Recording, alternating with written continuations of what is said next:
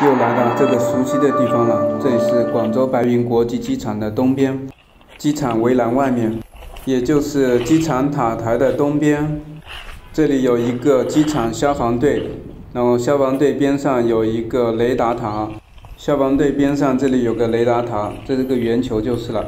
然后这边上有一栋没有人住的房子，楼顶上拍飞机的话是很好的，因为那栋楼的话距离机场围栏很近，大家看我之前的视频就可以看到了。现在的话就不进去那栋楼了，这栋楼还是存在的，还没有拆掉。进去的路也比较好找，因为那个杂草已经除掉了。这个视频第9秒那个路口进去就是了。还是比较好找的，像以前的话就很难找，因为比较隐蔽。现在的话，那条路上的草都已经被除掉了，然后开辟出一条路出来了。感兴趣的朋友可以来这里打卡一下。